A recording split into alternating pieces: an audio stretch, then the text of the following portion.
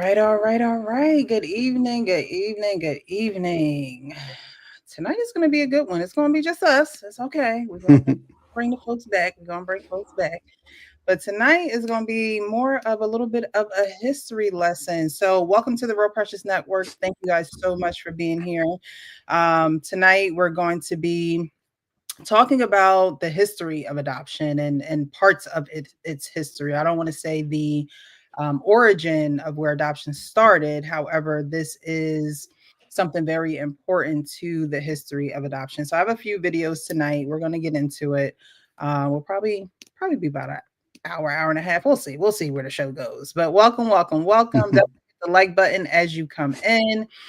Share this video, share this live, share. Sharing is caring. Share it to those who are adoptive parents, those who were in foster care, because the clips that I'm going to show tonight is more so not necessarily, it is adoption, but first you really go through foster care, and sometimes that step is skipped depending on your age and the situation. But we'll see tonight how things pan out back in the 1920s with Miss Georgia Tann. We're definitely going to just hop right into that video. But thank you so much for being here. Hola. Thank you so much for being here, guys. Definitely hit that like button, share, subscribe to the channel. So you know when we're going live. But it's every Tuesday evening, 9 p.m. right here, every Tuesday.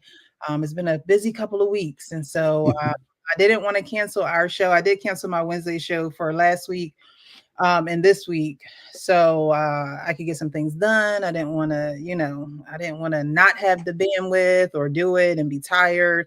But I'm going to always show up for the Adoptee Foster Show, because I believe that we advocate for adoptees, we advocate for foster children, we even advocate for adoptive parents. We just, want there to be a common understanding between all parties. And, we do help others who don't have a voice discover their voice. 3 a.m. always says he never talked about adoption. He never had these conversations out loud until he found out that I was adopted. And, there's nothing wrong with sharing your truth. I think for so long, us adoptees are either in the dark. We're not told things. Y'all be rummaging through y'all parents' stuff, trying to find documents, trying to find, the sealed stuff. And so, coming into this community and being here is an opportunity for those who were never comfortable talking about their adoption or the feelings and the thoughts towards their adoption. You're definitely more than welcome. It's a safe space. We welcome you. And I will drop the link if anybody does want to join the show tonight. That's an adoptee, former foster child, or an adoptive parent. I will open the show to anyone who wants to join. My only rule: no disrespect, okay? All right. And you don't necessarily have to show your face at all. However, when you're in the backstage, I do need to see your face. Please don't come up here like this. Like, just don't. Okay. I need to see your entire face. Make sure you are a human being. You're not up here to do no foolishness. Okay. Because that is not allowed. However, you are welcome. Okay, so we're gonna get into this first video, but before we do, I'm being rude. How are you? 3 a.m. Good. How you doing? I'm doing How was well. your weekend? It was good. Busy, but it was good. Actually, no, Friday was a little busy. Saturday I relaxed all day. I felt like a bum.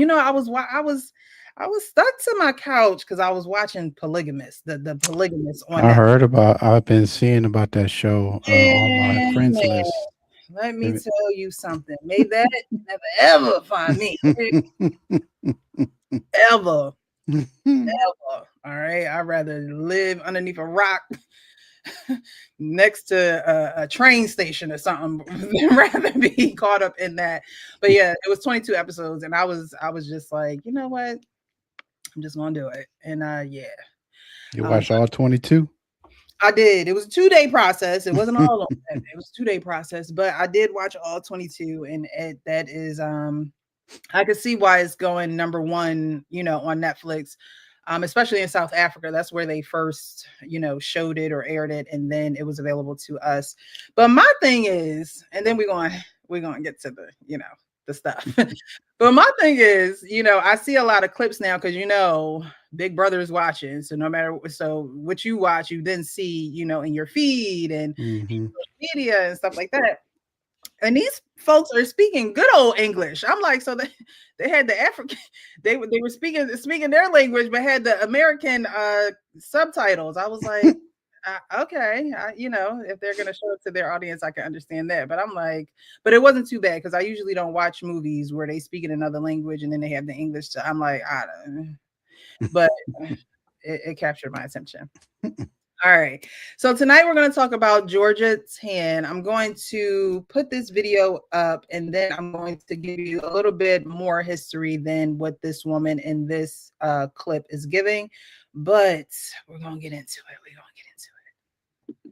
Hate this woman by the end of this video. This is Georgia Tann, and she is the most notorious child kidnapper in American history. She was responsible for trafficking over 5,000 children, and hardly anyone knows who she was. I just did a 2-part series on her for the Heart Starts Pounding podcast, and to show you how horrible she was, let me tell you a story. One night in Memphis in the 1940s, a woman gave birth. She was given a lot of anesthetics, so she was pretty out of it. But when she comes to, she sees that there's a woman standing in her room, and that woman is Georgia Tann. And she tells this woman that she's a social worker, and she's running this new program for new single mothers who need help, saying that she'll take the baby for a couple of days while the new mom gets back on her feet. And the new mom that hears this is thrilled because she needs as much help as she can get. So Georgia takes the baby, has the mom just sign some paperwork saying it's all okay, and then Georgia and the child are never seen again. And this was a huge part of her trafficking scheme because the paperwork they were signing was actually drafted by her father, who was a judge. And it rescinded all of their parental rights, but the moms didn't know that's what they were signing because they were still so out of it from the anesthetic. The children would then be put up for sale, and because these mothers were single...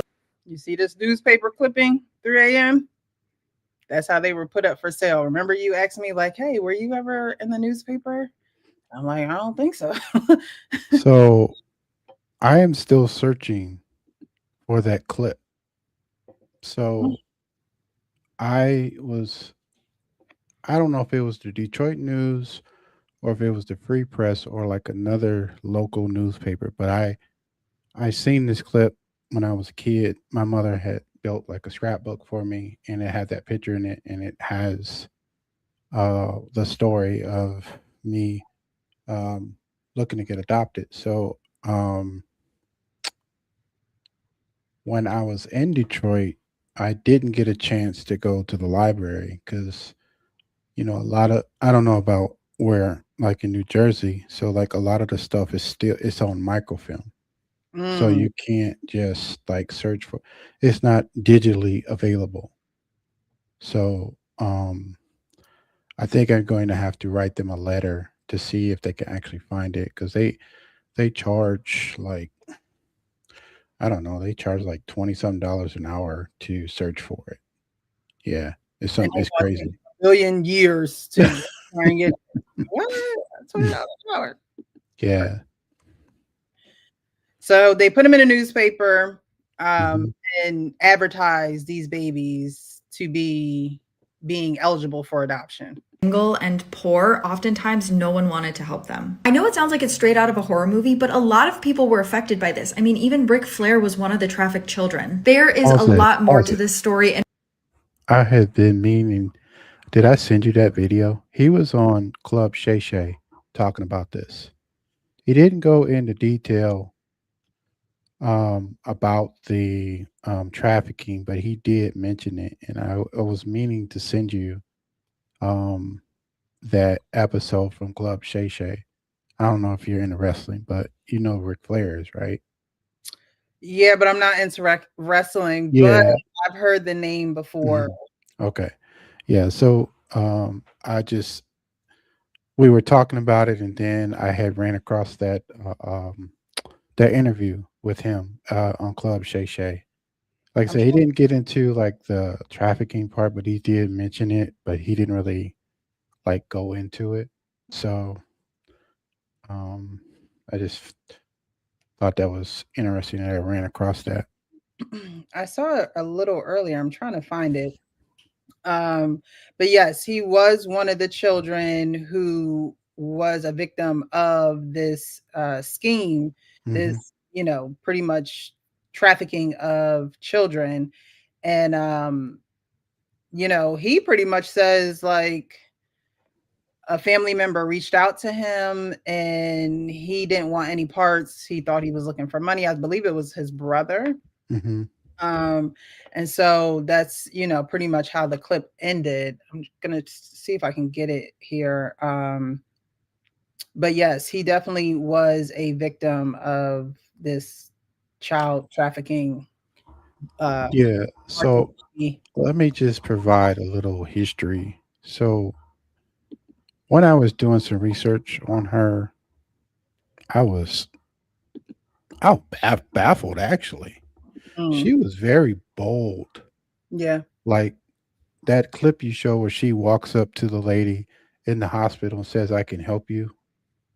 Um, and she was doing the same thing. So like she felt like um, poor people or people who were single mothers were not fit to actually care for children. And so what she would do is probably a car her father bought her. You know, she would just drive up to kids and like kind of offer them candy in a and park. say, "Yeah, and do you want to come with me?" And then the kids are then she does whatever she does after that, and allegedly they're saying that she basically trafficked like over 5,000 kids. Yeah. Yep. Georgia Tann stole 5,000 babies in the US and put them up for adoption.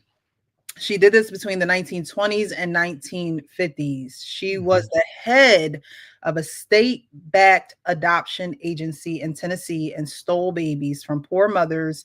She faked their records and sold them for profit. Hospitals, judges, even the governor looked away. This wasn't underground, it was official. Mothers were told their babies had died. Can you imagine, especially ladies in the chat? Can you imagine having a child and I know when I had my daughter, I was like, she's not leaving the room. I'm breastfeeding. Y'all ain't taking her nowhere. Keep her right here. Change her right here. Do whatever you need to do right here. Not But could leaving you my eyes. right? I couldn't imagine having a child and them taking the child to, because I don't even know if it's mandatory for them to take the child out the room. I just demanded that my daughter not be taken out the room. But Hmm. could you imagine them taking the baby out the room, coming back in without the baby and telling you that your baby died, that your baby's no longer here, or making up some story?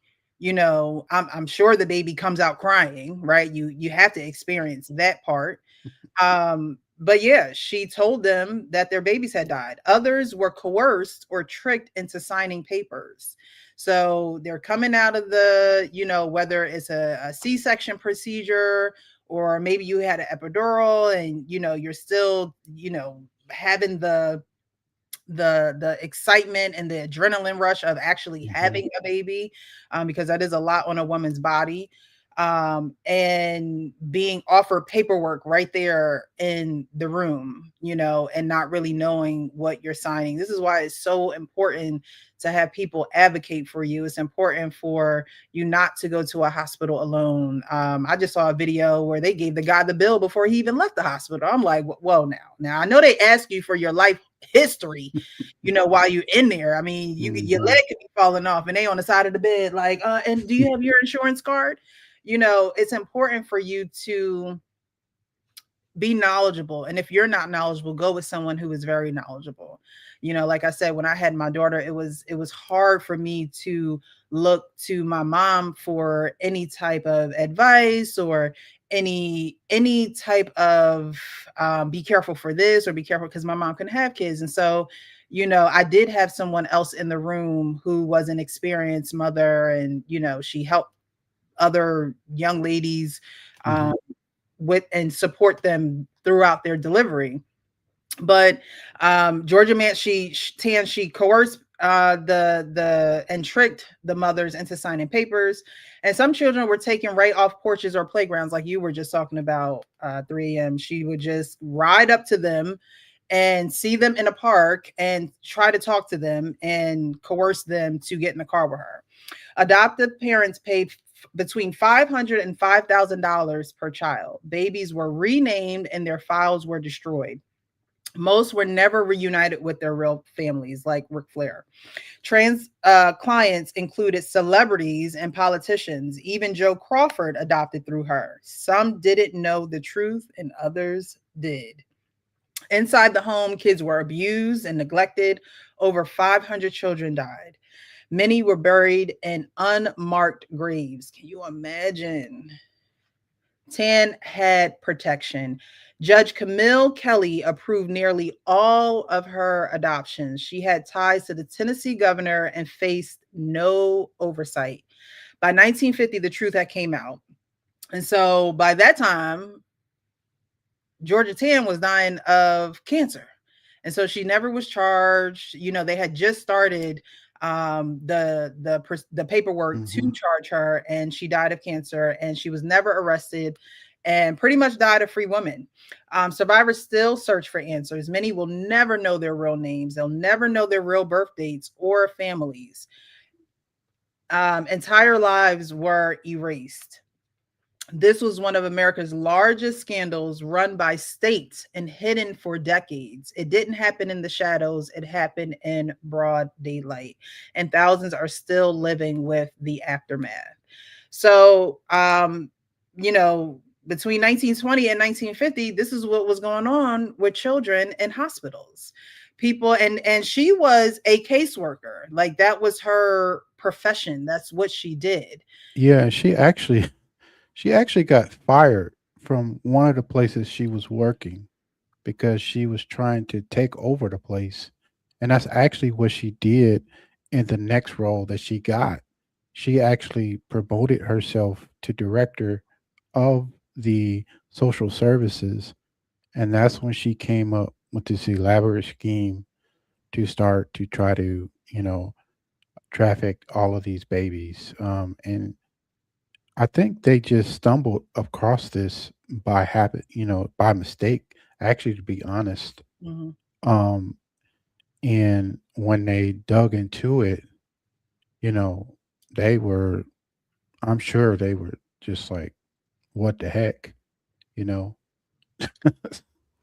Yes and no, because there were people who supported her in doing this. So I think the people, of course, who had no idea and thinking that she's just this wonderful woman doing Hmm. these wonderful things for these children.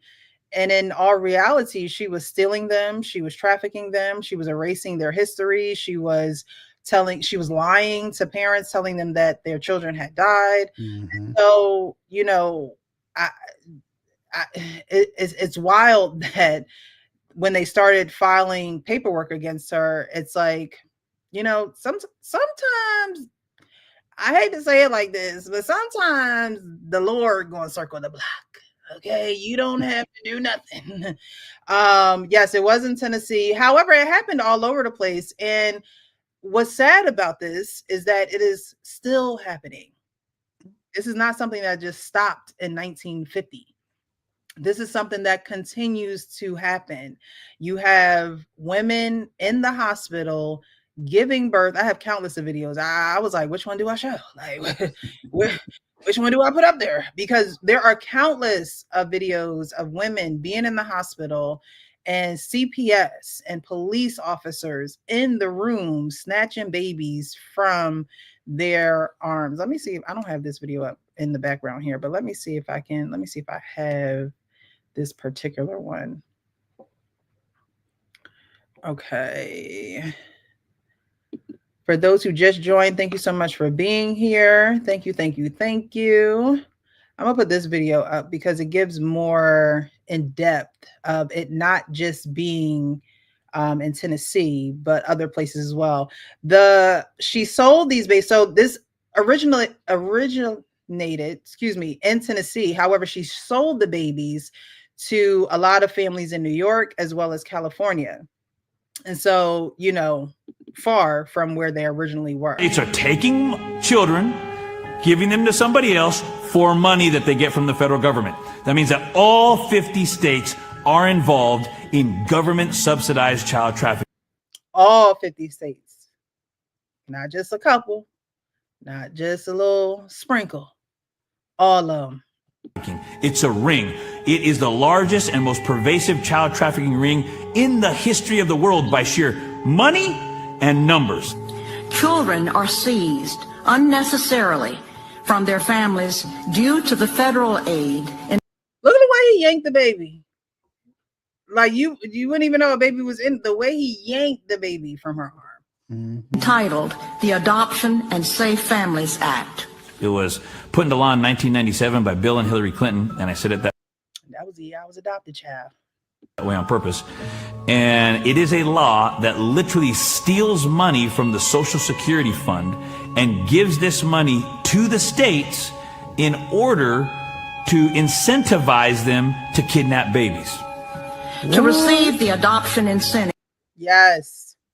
Get that out of town. In 97, again, the year I was adopted. So sometimes I'll be like, incentive. Where about kickback? was I a little carrot? Like, you know what I mean? Incentives or bonuses. Local CPS must have more children. They must have more merchandise to sell. Every child, once you've added it all up, is worth approximately $1 million to the state. But we've been told that this is a $60 to $80 billion a year industry, meaning the federal government is taking $80 billion a year and giving that money to all of the 50 states to kidnap children.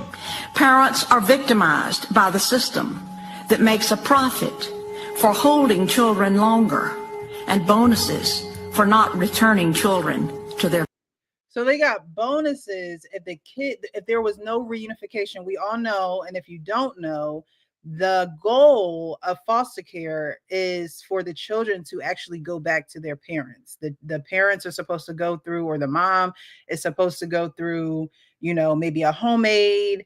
Maybe she has to do some classes. Maybe there is, a certain procedure or process in place for her to then get her children back.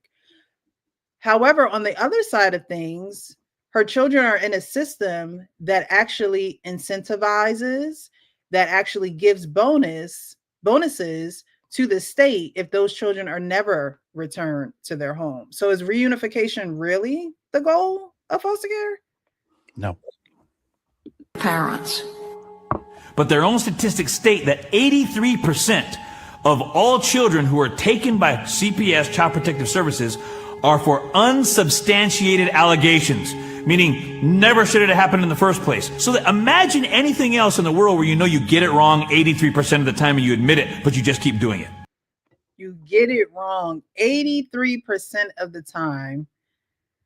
It's known that this is the wrong way to do things, yet you continue to do it because of the money. Yeah, and it was just like that video. You remember, it was a while ago you showed it, where the lady, she worked for CPS. I think it might have been in Kansas City or somewhere, and she was talking about how they basically were incentivized, if they lied about the position that the kids were in, or like they would lie and say like the house was unfit or the parents were not fit to take care of the kids. But then like when they showed the videos, the houses were really clean and they didn't look out of order at all. Yeah. So the caseworkers would twist the words of the parents. They would pretty much they knew the verbiage that would keep a child in the state's care. They knew what needed to be said. They knew what needed to be documented in order for these children to stay in the care of the state. and they would do it. I have another video too. Again, I remember before the show I told you everything went away, but I'll get it back. So we're going to finish this video. Case workers and social workers are often guilty of fraud. They withhold and destroy evidence. We were just talking about that. Yep. I didn't even realize that was the end of the video. And it's true.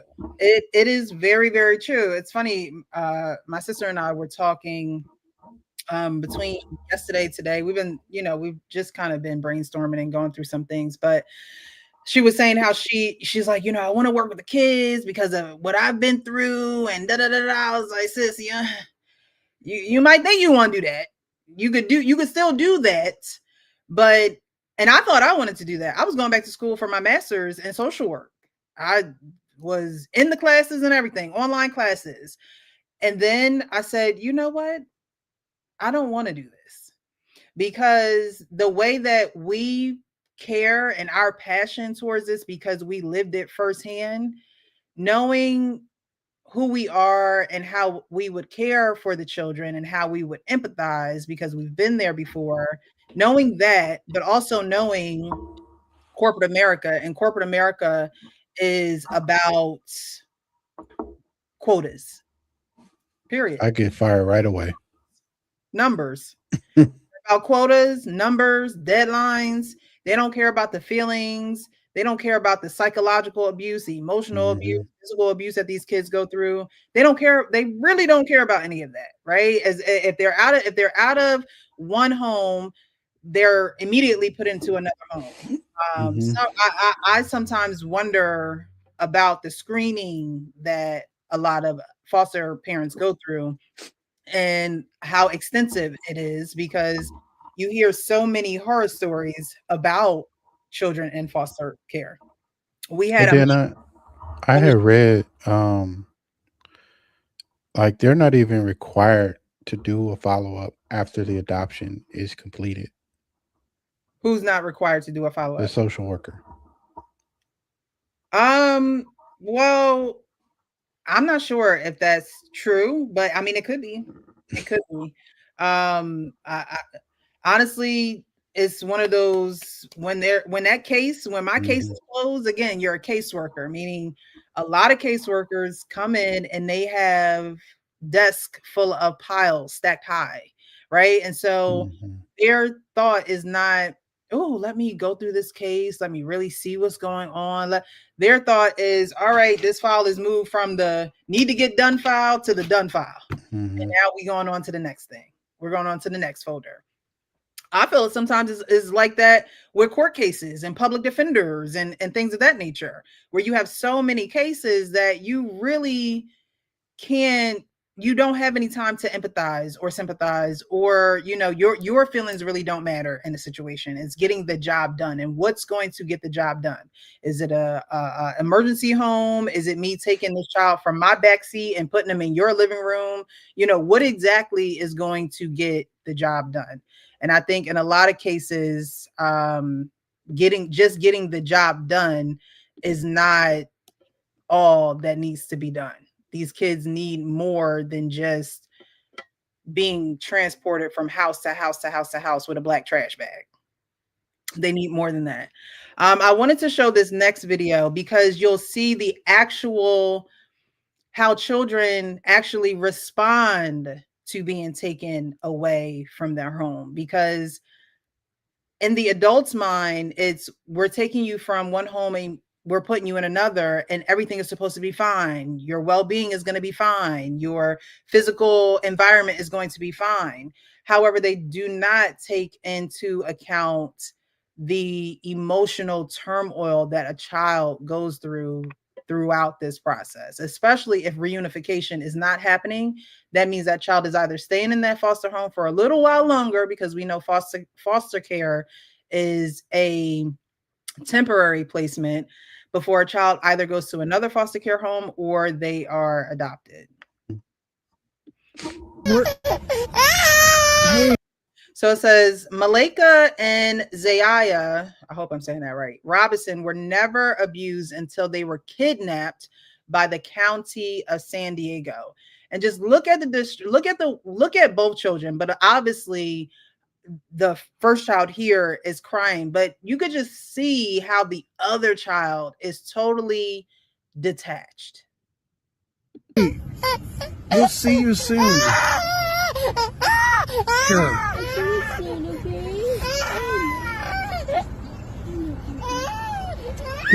Hold your sister's hand.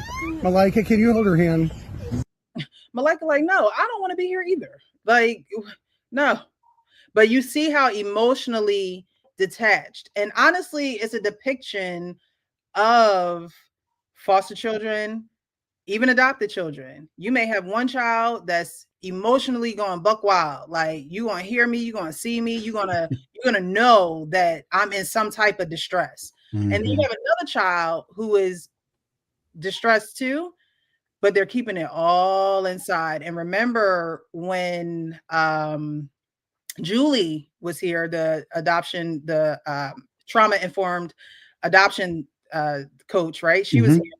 And she said, and I asked her and I said, you know, what is one thing you want adoptive parents to know? Like, what's that one thing you want them to know? And she said that you're dealing with a ticking time bomb.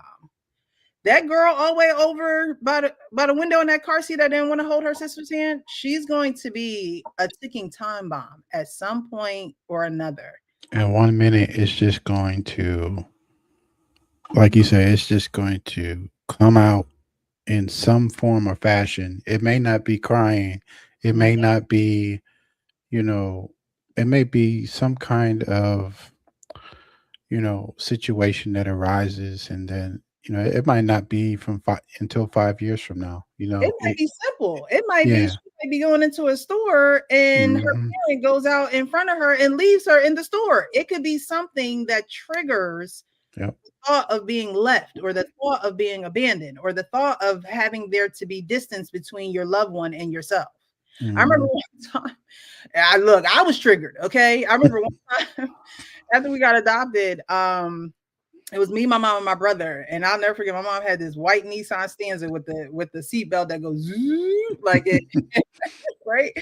And one time we were leaving out the house, and my mom and my brother, they got in the car, and my mom drove off, and I was standing there and I was crying, like, why are y'all leaving me? Like, didn't realize it was a joke, didn't take it as a joke.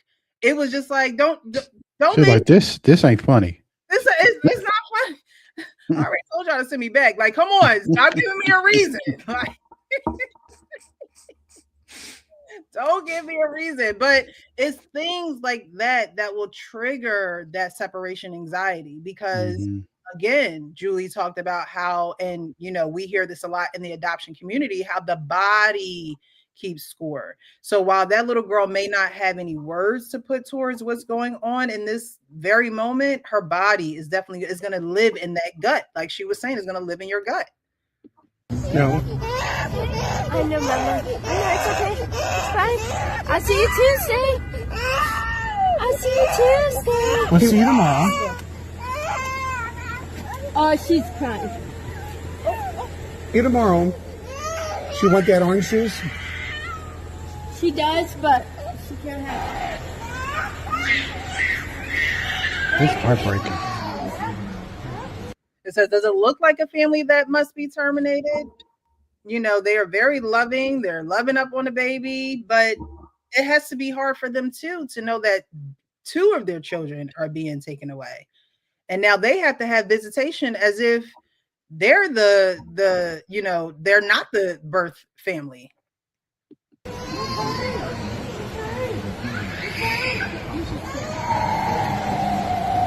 We'll see you tomorrow. I know.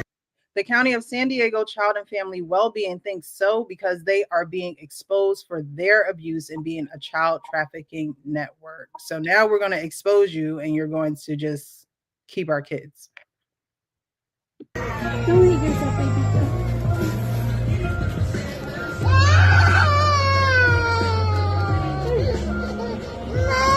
We will see you tomorrow. We're going to a different mall. Malika and Malika and her sister Robinson need your help. Say their name, share their story, and help save them. And that honestly, I wasn't like wild or screaming like that, but when I got adopted, I cried the entire car ride from North Jersey to South Jersey. I cried the entire hour and 15, 30 minutes, whatever it was, the entire time. And, for someone that is not your biological parent or someone that you're very familiar with, the child is not even looking for comfort from you because in essence you're a stranger. And so who knows how long it took for that baby to stop crying? Who knows what it took for them to finally get her settled? It's going to start back up again. It's going to be a case where again there's going to be some little thing or some little occurrence that happens that triggers that feeling within.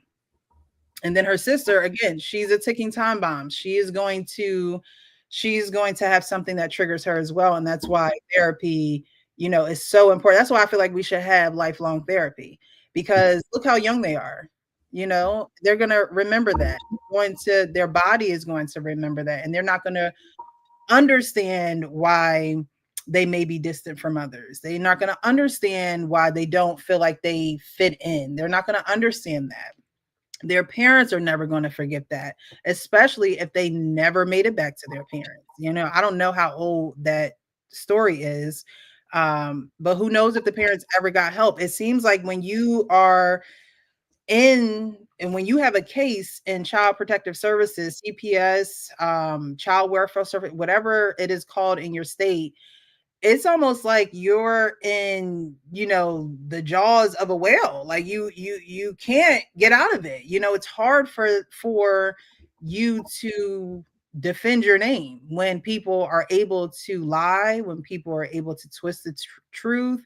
And when things like what Georgia Tann was doing, when that's the case, it's hard to escape that. I did want to get into, you mentioned a CPS worker, and I found a video. Oh, you know what? Before I do that, I'm going to drop the link because I did say if anybody wanted to join, you could join. I'm going to drop the link here for anyone who wants to join, foster parent, adoptive parent, adoptee, anyone who's just has a question. So I have a question for you. When you were adopted, I mean, since you were older and you remember a lot of the stuff, like how long do you think it took for you to, one, stop crying and to accept like that, you were never going back to where you were happy at? Well, I mean, the crying eventually stopped. It then it then came out in my behavior. So like I was always on punishment. I was getting suspended from school. I mean, I wasn't doing bad things, but it was just emotionally, I was not emotionally regular. Like that threw me all the way off because I never acted like that at my foster home. Like I didn't have behavioral issues before I got adopted. I even reached out to my foster mom. And I asked her, not recently, but maybe a year or two ago, maybe 3 years ago now. I asked her, I said, how was I as a child? Like, was I bad? Was I, did you have any issues with me? I reached out to her too, to actually ask her advice about something that I was going through with my daughter at the time. My daughter was younger. And I said, well, how was I, just trying to kind of recount some memories of when I was younger. She was like, you didn't give me any issues. She was like, and when I did send you to your room, you would just read. You would read books. But for the most part, you were a good kid. And so even her saying that really pretty much confirmed that for me, adoption was traumatic. And it wasn't traumatic because I was taken away from my birth mom or my birth father or that. It was traumatic because I was taken away from an environment that I knew and placed in an environment that I didn't know with people that I didn't know. And now I have to, make these connections all over again. And I felt alone. I felt like, yes, I was adopted with my brother, but we were separated when I was 2, he was 1, and put into different foster homes when my aunt passed away. And Mhm. so, although I was adopted with him, I still barely knew my brother. I knew my friends more than I knew my brother. Mhm. So it just was a very isolating experience for me. It took a while. It took a while for me to accept I'm not going back to my friends. I'm not going back to my foster mom who I loved down. Like she was like my Mary J. Blige. Like she introduced me to the 90s music. I remember when I first got my first tape cassette of Immature. Like, I have those fond memories and just Mhm. knowing that I wasn't going back to that, the crying turned into anger and behavioral issues, and honestly, I don't think that I needed it to be disciplined, but I was disciplined for my behavior when I really needed, someone to actually hear my pain. But it came out in behavioral issues. And a lot of times that's how it comes out in children because you're put in a new environment with people you don't even know. So it's almost like when you're having guests for dinner, right? It's like, all right, set the table, make sure every hair is in place and make sure you're looking good and smelling good. Like, so you don't want to be out of place by being the kid that needs the attention or the kid that is rocking the boat. Being in a new environment, you're trying to scope it out for yourselves. Mhm. So it took a while. It took a while. I would just go to the window and I would just start crying. Like, I just wish I could go back. I wish I could go back. I used to think like if I click my heels 3 times. Yeah, I told you I used to daydream a lot. So, and I don't know what I was thinking about, but like like you, I would just look out the window, watch. I wouldn't even go outside with the kids for a while. I just, just thoughts, thinking about whatever, or just, I told you when I was in, um, when I was in grade school, I used to get in trouble a lot because I was not paying attention because I would be, my mind would just be somewhere else. Mhm. And this happened. This was going all the way up to sixth grade.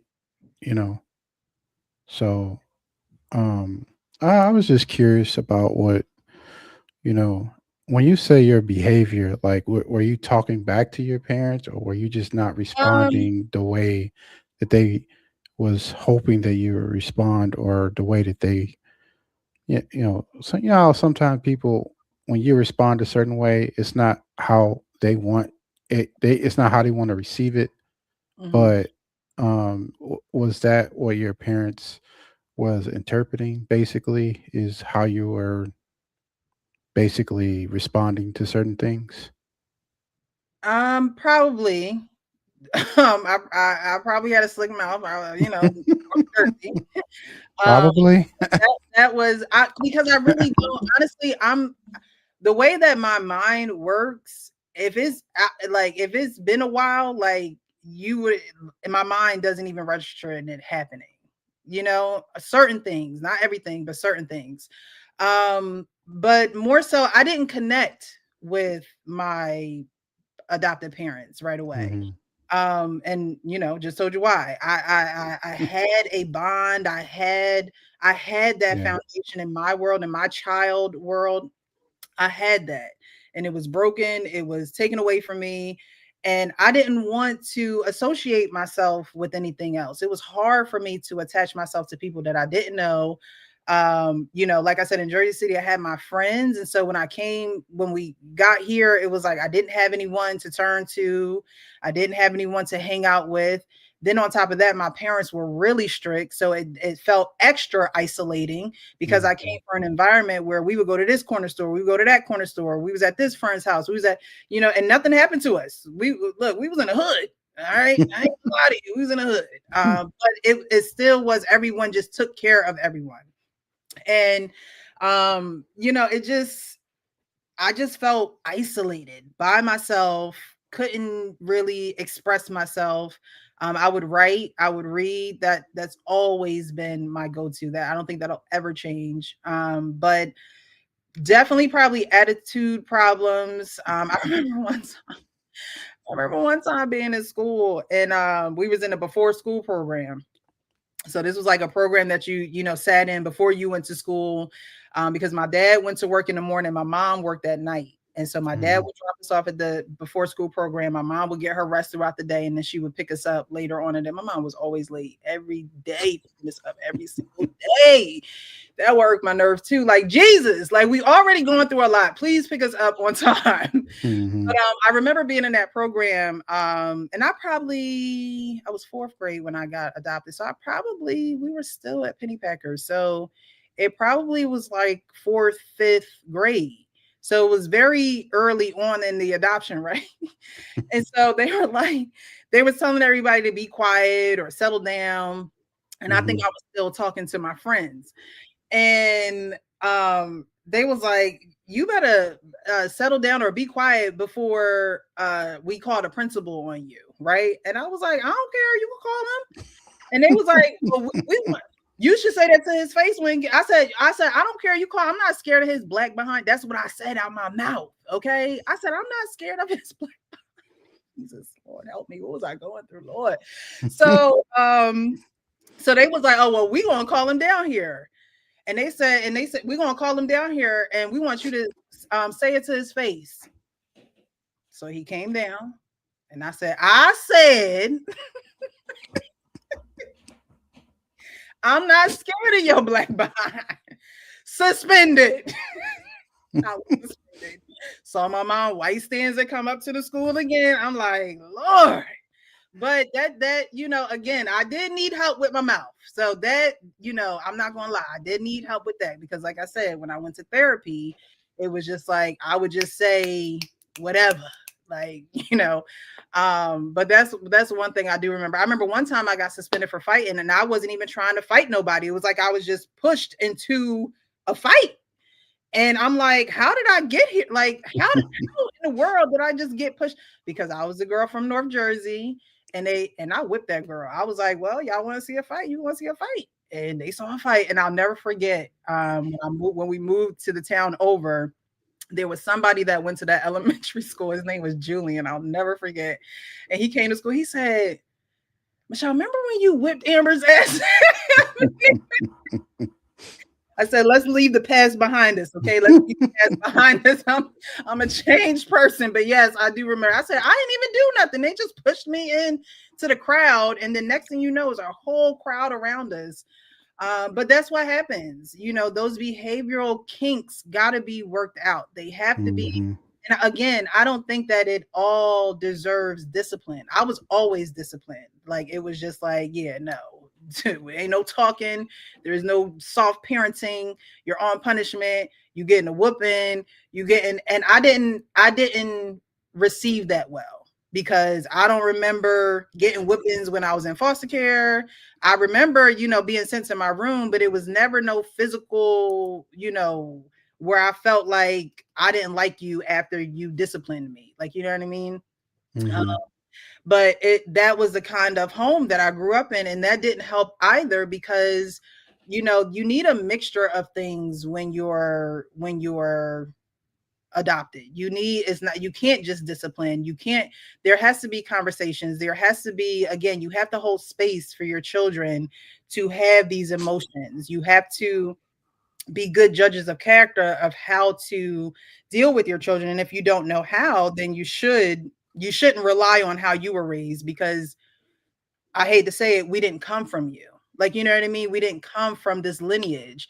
And so in your past or whatever, you know, past traumas that you're dealing with, you can't take that out on children that you adopt. Like, it's just not going to. Now, I turned out all right. Like, you know what I mean? I turned out okay. But looking back, it's like, you know, I needed more of, even if, because my mom was more the mushy one, my dad wasn't. And my mom, it was more so my mom, like, you know, she's not connecting. She doesn't want anything to do with us. She's angry. So even if there was more hugs, or even if there was more of that, I don't even know if that would have helped me. I think I needed additional assistance even past my parents who adopted me. Like I needed someone who truly understood, or maybe I needed a mentor at that time, or maybe I needed a child Mhm. psychologist that I could, go to. I don't think family therapy is enough. I think you need someone who actually specializes in children and children's behavior. Um, but yeah, I know my parents was like, what do we do? Because my brother was more so the quiet one and things of that nature, but he didn't come from a foster home like I came from. He needed to get out of his foster home, where it was just like I didn't necessarily need that, but because my foster mom at that time was having her own child, it just was a circumstance where she just couldn't keep both of us. Like, you know what I mean? Mhm. But yeah, I'm gonna Yeah, and I'm I was more. I guess I was more like that other baby that wasn't crying. mhm, Like I was more like I think just trying to figure out. Not saying that I was ready to explode at any moment, but I probably was. But um, you know, like I said before, I went to a lot of speech therapy, hearing therapy, mhm, because they didn't think I could talk at first. And it was probably just, me trying to be secure in this environment, because the environment I came from, I wasn't so secure. right. So, um, once that phase passed, I didn't really, I mean, I had moments like, I told a story about, when I tried to run away, and my mother was like, where you going? And do you want me to help you pack? And I know she was more or less trying to break the ice. Right. She was trying to, yeah, my mother, just like your mother, she was the more softer one, but she still disciplined me, like she still would whoop me. My father would, I would get, obviously my father, he would, he would try to There. make sure, he'd try to make sure I couldn't sit down, but, um, Yeah, we had to go get the belt. Like, go get the belt. Like, dang, you want me to go get it too? Oh God, Lee. mhm. We used to have we had a broom closet in our house, and like the belt would like just sit like on a loop, and like go get the belt, you know where it is, Mm, and mm. but That's funny. yeah, I agree. Like you I think I don't see anything wrong with some form of discipline, like if it's physical, or if it's just, go, take, like in today's environment, taking away a phone or tablet is punishment, because everything is connected to the internet, right? Like, so, if you take that, that would be a way of punishing. But yeah, I mean, I had moments throughout, my upbringing, so it wasn't like it was. I'm not saying that I didn't get in trouble. I mean, I got in trouble. Yeah. Um, almost got kicked out of Detroit Public Schools for having a fight. Mm. So, yeah, this guy, he kept picking on me, and one day I just got fed up, and I said, this your, I said, this is your last time. And next thing you know, it took like 4 or 5 people to get me off of him. Ticking time bomb. I'm telling you, it don't even have to be with your parents. Like a ticking time bomb is And that probably was the moment. That probably was everything inside, and I was just like, you know what? I had enough. Mhm. Yeah. I mean, when people give you a reason, it's like, come on now. Hmm. I'm bothering you. Stop bothering me. But yeah, we would have to write 100 times. We would have to face the wall. Like there were just different. I mean, we ain't always get whipped but my mom had a quick backhand. I'll tell you that. It was a while. Like my mom was the main one that I really didn't like because she primarily punished us. And it was just like, why every time I'm looking up, you know what I mean? You ready to like relax. so much I can take. But yeah, I mean, if you ask anybody, any person who even wasn't adopted, they got them stories where it's just like, yeah, I got whooped and da da da da. But it's different. It really is different when you're doing it to kids that are not naturally yours, right? And again, I was 9. So y'all should have treated me like a baby from the start. Okay, they treated me like I was 9. They like, you can walk, you can talk, you know what I mean? But jokes aside, no matter what age you adopt a child, even if you are getting them at an older age, you have to treat them as if they're a baby emotionally, because I came in with experience before you, and now that experience has now been taken away from me. So now my emotions are all over the place. And so, because my parents didn't adopt babies, they dealt with us like we were 9 and 8. However, emotionally, we were a lot younger than that. Emotionally, I was younger than 9. I was going to the 4th grade and I was 9 years old, but emotionally coming into the situation, I was younger than 9. And these are not things that are necessarily taught or get, expressed to adoptive parents. Like, just know, just because she's 9 doesn't mean, doesn't mean you haven't been through anything. Yeah, it was a whole 8 years you didn't have with. So coming into a home where that is the discipline structure, that is what's going on. There is no say. That's why I said in one of our shows to incorporate your adoptive kids, like you all should be writing some type of family rules, because adoptive children should have boundaries, and there should be things that they don't want, done or said, or whatever the case may be. It should be an inclusive thing, because we came into an environment and it's like, all right, now you're going to listen to us. It was given prison like a little bit. You know what I mean? We are the wardens. You want to listen to us? This is what's going to happen. And there was no say. There was no, well, how do you feel about this? How are you today? Are you better than yesterday? It was just like, we just went in like we were always there. And that to me was just like Twilight Zone. That's exactly what it was. And I was just like, what is happening in my life? It was a time. It was a time. I'm glad we passed it though. I'm going to play this video that I came up of a woman who is a CPS worker. I think before we started this conversation, I was saying how me and my sister was having a conversation, and she's like, I want to go into foster care, being a foster care caseworker, excuse me. And I said, you sure, sis? Because again, it's just a job. You're not going to be able to really have that passion. I said, there are a lot of different avenues where you can advocate for adoptees. And I don't think my sister was ever in foster care, but if she was in foster care with the parents who adopted her. But I said, it's not going to be what you think. And this woman in this video solidified everything that I said. And I had to send it to my sister. And I was like, see, I was trying to tell you. About this for months, because legally I couldn't speak out and say anything. But since I quit, I'm about to give y'all the real. CPS is exactly what we think it is.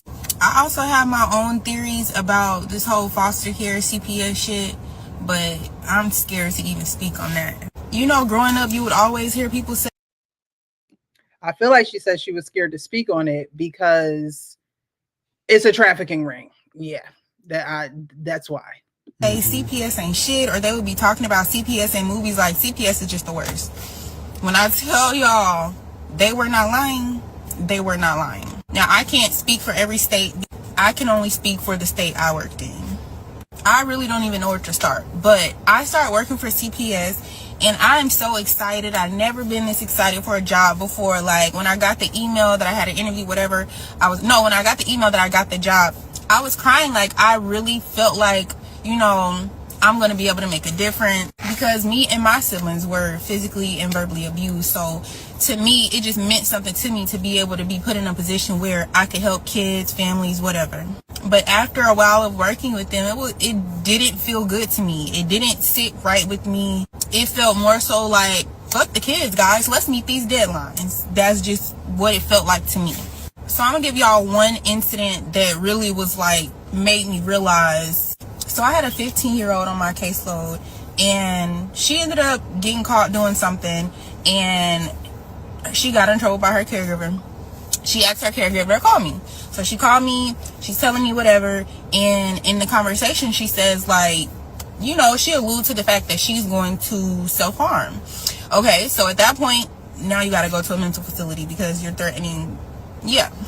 So she ends up going to the facility, and then I'm planning out my next week or whatever, and I'm telling my supervisor, like, I gotta do this, I gotta go visit my girl in the facility. And she's like, visit her for what? And I was like, because she was placed there and I need to talk to her. Mind you, she's in a mental facility at this point in time. So she's no longer in the home that she's in.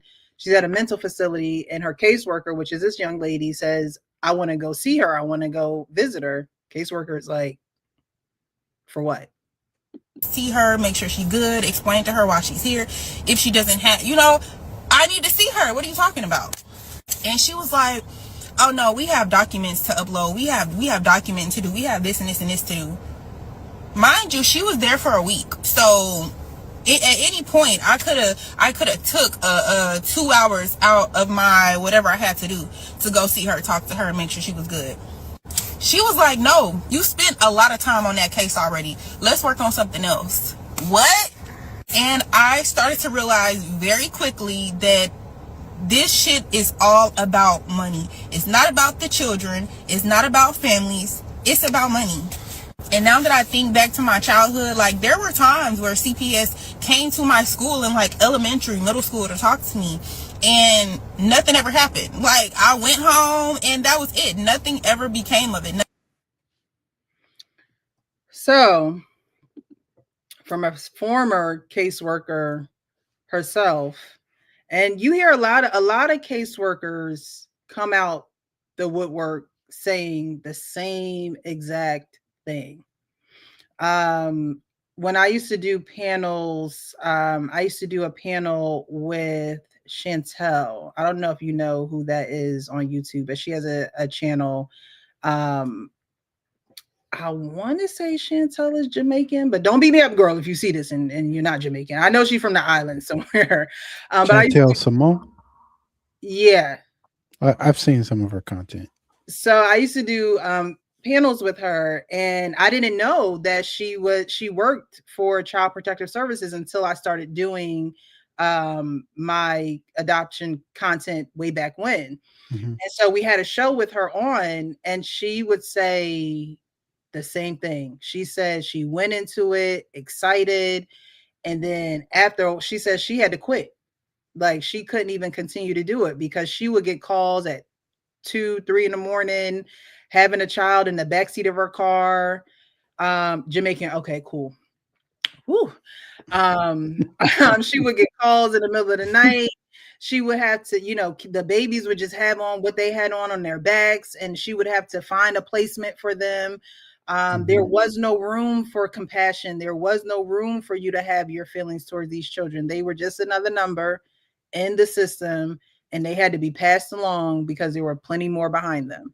And so, I don't want to discourage anyone from going into the field, but if you're going to go into the field and you have this excitement and you're wanting to help these children, you can still do that. Just know that taking a job in this arena or in this subject matter is not going to equal the reality that you feel going in, because by the time so many people say they go into social work and they're caseworkers and they're burnt out. It's a burnout job because they don't care about you or the kids. They just need somebody to process all this fake paperwork. They need somebody to process all these kids. They need somebody to twist the stories. They need somebody to keep the kids in the system so they can get more. They can get more. They can get more. And on top of them getting more children means more money. And so if you are thinking about going into, that particular field, you yourself are going to be another number. Honestly, maybe nobody should be working for them, so they so they would have to figure out another way to Mhm. process and to get children in safe homes and in safe environments. Or how about the goal of foster care reunification? How about you pour those resources and that money into the biological family, the birth family, and help the birth family be able to get on their feet to then help said child or children? Why give the money to the state to keep the kids away? And God knows what's happening to these children. There's plenty of stories talking about how children go through the ringer. I thank the Lord, thank you, Jesus, that I never had a bad experience in foster care. I haven't. I can say that I've never had a bad experience in foster care. It's never been a part of my story, and I'm thankful for that. But I'm probably the minority in that situation. There are a lot of children who go through the foster care system and they are treated like trash. Yeah, you and me both. Cause like, I mean, I assume I was in some kind of foster care holding, before I got adopted, but like I don't remember, any of that. So like, yeah, we are both blessed to not have experienced, you know, because you see all those stories where these, especially some of these white folks, they adopt black kids and they use them as slaves. Right. Like, um, so, um, yeah, I just, I thank God that, I had parents who were in it for the right reasons and were not in it, just to get a paycheck. hmm we played the one show. I think it was before we came back or before I came back to YouTube Hmm. with the foster mom who had her foster child in the cages with the dogs. And the neighbor, do you remember that video? The neighbor came over and was like, "Why do you have this child in a cage?" And then he called the cops. We played that very early in like one of our first Instagram lives. I think that was like in Texas or New Mexico or somewhere like Yeah. that. And Yeah, she was like, she won't stop crying, or she like gave some excuse yeah, where you could tell that she was treating the dogs better than she was treating the girl that was in that cage screaming. that's crazy work. And that's why a lot of children, they run away. That's why a lot of foster children age out of the system, because they do have these behavioral issues, but it's because of what they're dealing with in their home life. Yeah, and I already know, like, I couldn't, like, there are certain jobs I know I can't do. One Right. of them is social work. Two, work in a hospital. Yep. Or three, be a police officer. Actually, I wanted to be a police officer when I was a kid, but then I started looking at like how much they got paid, and then like all of the stuff that was going on. I was like, man, I don't want to be a part of it. Like, I want to do something that's going to be, you know, more meaningful to my brain, and um, I just know that like I couldn't be a social worker. Yeah, and the crazy part about it is, as we're growing up, in our minds, it's like we don't want anybody to go through what we went through, no matter what it was. I'm not saying from good to like from the worst stories to the not so bad, Hmm. no matter what it is. I mean, being taken away from your biological parents is trauma that lives inside of your body. So let's just keep it there, right? Knowing that you're going through that type of trauma, we are very empathetic to other children, and we in our minds say we don't want another child to go through that. We're going to be the ones to go into this industry. And a lot of people that are that are foster care, excuse me, caseworkers, were former foster children, former adoptees. And we have this passion to do it, but then you get older, you educate yourself, and you realize that, and you work yourself. I mean, any job that you work, you're going to have, goals. You're going to be expected to meet certain criteria. You're going to be expected to meet certain quotas. And so, knowing that, you then say, whoa, do I really want to do this? And Right. so that's what I had to kind of, do with my sister. Like, sis, I know you have the passion for this. However, that's not going to correlate to what you'll be doing when you get in there. And you will, definitely probably have an effect on lives, but it's not going to be the way that you want to. So, how about looking at it in a different light and different avenues and ways that you can help adoptees or foster children without being a part of the system? Because we were in the system, and the system it's not necessarily for us. It's for a financial gain. It's for a financial gain.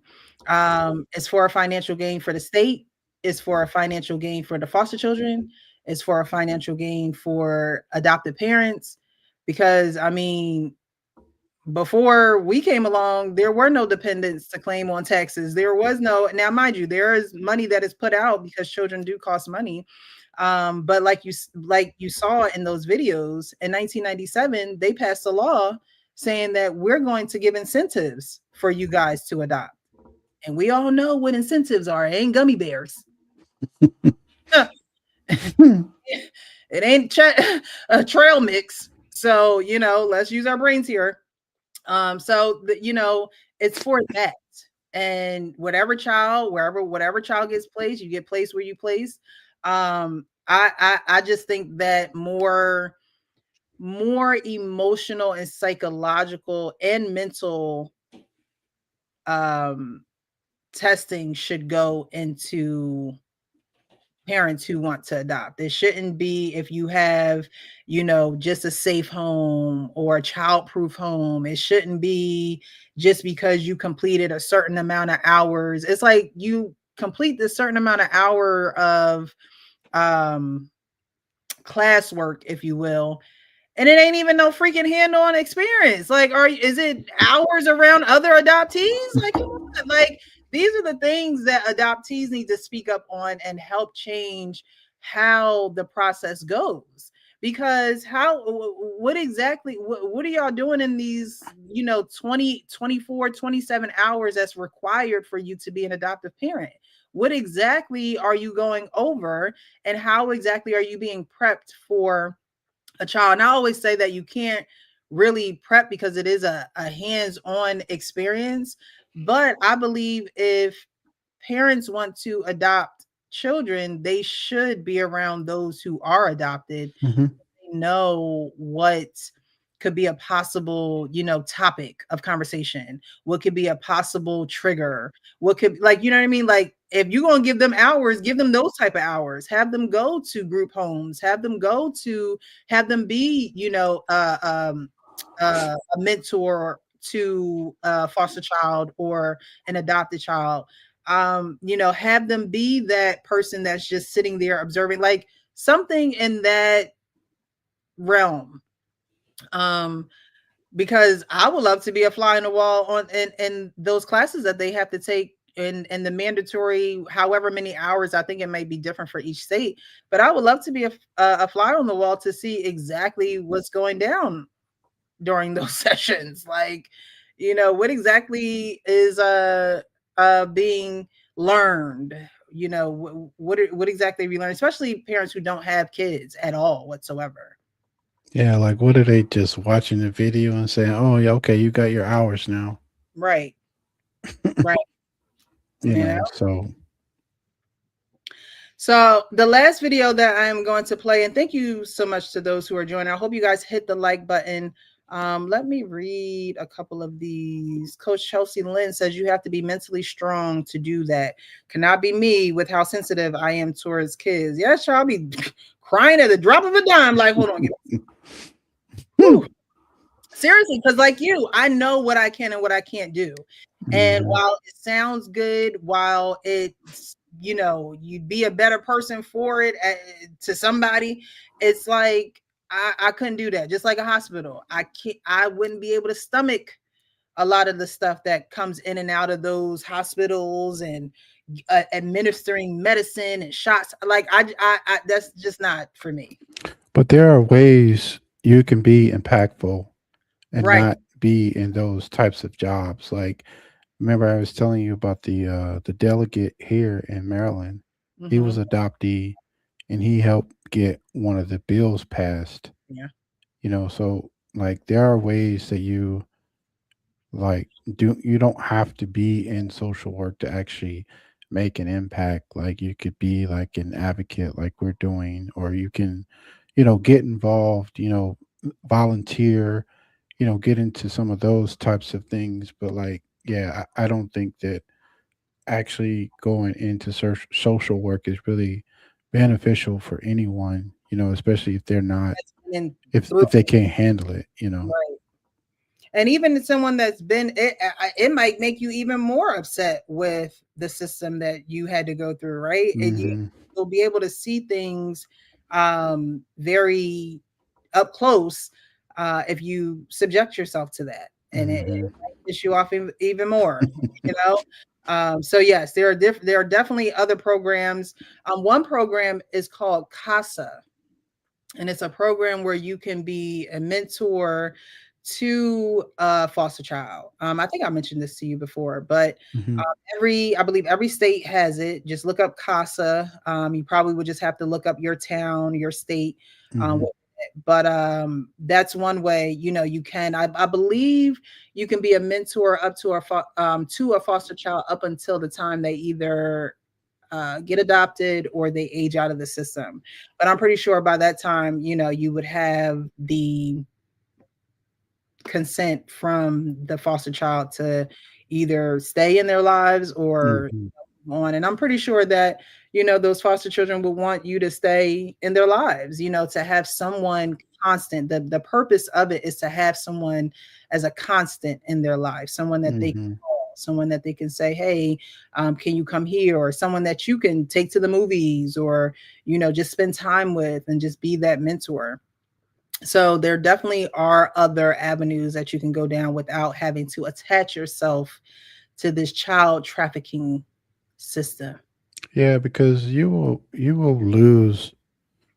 I mean, you would lose hope for humanity if you actually were really excited, and then you go in there, and then like you see how easy it is for them to manipulate the records, manipulate the parents, the system, and I feel bad for somebody who would be excited and then they get in there and then they like you said, they just get more pissed off, and So it's a shame.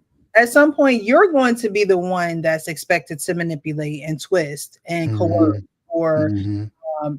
not really tell the full truth, or you know what I mean. And who wants to be in that position? I bet you they don't tell you that in the job description. They don't tell you that. They don't tell you like you have to do everything in your power to keep these kids in the system. They don't tell you that. No, they Hmm. tell you you're making a difference. You're doing the Lord's work. Like, you know what I mean? They make it look glamorous, just like they make adopting children look glamorous. And it's just not. Hmm. Anybody that is a parent knows that it's not always the most glamorous job. It's not, Hmm. you know. And that's just the way that it should be presented. It should be presented with, you will, endure challenges. You will sometimes feel like, why did I do this? The child may not connect with you. The child may have their times where they zone out. If you talk to a child psychologist and you talk to them about children who are adopted, like that video that we played tonight, we have this ability to zone out. Like, we have this ability to detach. We have this ability to just zone everything out and be in our own little world, because we know what that feels like. We know what that is. We're very familiar with that because we've had to retreat to that very often, right? We've It's had like to a comfort space, you right. know, where We've had you can, that. yeah, where you just can't, like, it's like a space where you don't have to worry about anybody Mhm. telling you what to do, or, it's just you there looking out and, just figuring out whatever it is that you're trying to figure out at that moment. Yep. One thing I used to love, so I majored in English, and one thing I used to love picture prompts because you have to stare at a picture and say what you see or write what you see. Hmm. And child, I used to just see everything. It just used to be so clear, but it used to be so abstract. But I used to love doing picture prompts because it could be whatever I wanted it to be. Um, Hmm. that was just one thing I used to love. There was also, I don't know if my parents got us this book or if it was a book that we had at school, but it was like a book. I can't even explain it. It was like a book that you looked at, but you had to look at it a certain way for the picture to like pop out at you. Do you know? Hmm. Well, do you remember those books? Anybody in the chat? Y'all know what I'm talking about? It used to be like it wasn't like a little book. It used to be like it was definitely bigger than 8.5 by 11. But it used to be like a book and you started like up close and then you slowly brung the book back and I know what you're talking about. I'm familiar with those. Yeah. yeah, some people would see it and then some people like, I don't see it. I don't see it. Hmm. And I used to love those too. Do we even have things like that anymore? Gee, everybody looking at their phone. Everybody looking at the phone. Y'all remember? Y'all remember? Okay, okay. I'm glad I'm not the only one. I used to love those books. I wish if I could find. I'm gonna go to Barnes and Noble and see if I could. Magic Pictures. Yes, at the naked eye, you can't see anything, but then you put it close and you take that thing back and you like, wait. That's just like Read. those. That's just like those spiral pictures, and they say, can you see the number? If Yeah. you look at it long enough, you can actually see like a few numbers, not just one number. Right. Right. Yeah. I used to love those. I used to love those. All right, so this last video that I'm going to play is a perfect example of what to do. Excuse me. What to do if a CPS worker comes to your home and they are trying to remove your children from your home. This guy did it perfectly. So pay attention. No, I can't. Hold on. Let me take old girl away. Okay. Show me the order. Yes. If you would check your email, those orders have been sent to you. Which email? Which email? The one that is with the school. Which email? So I like how he's asking these questions, like he's holding her accountable. Like, what email did you send it to? There was no court order. There is no paperwork. He's making it very clear and it's recorded on record so she can't twist his words. There's an officer Hmm. there too, but 9 times out of 10, the officer is really there for her and not for the father and his daughter. Hmm. But just look how he's he knows his stuff. Hello, you sent the removal orders 3 minutes ago. I just forwarded them to my lawyer. There hasn't been a hearing, so you can't take my children right now. I will not open the door to you. We're going to follow this up with suit against you and family services. Sue them. Sue their pants off. Get 'em. I like how he said, look, you just sent this to me 3 minutes ago. I sent it to my lawyer. Even if you ain't got a lawyer, just say those words. One reason why I got into English is because words are important and words mean things. Hmm. And I think people take for granted how we can just throw words around, how we can make up our own words, how we have our own vernacular, how we, you know what I mean? But when you are dealing with the state, when you are dealing with the government, when you are in court, anything that can be filed and paid for and stamped, have a Hmm. stamp, a seal, anything, you have to be careful with the words that you use.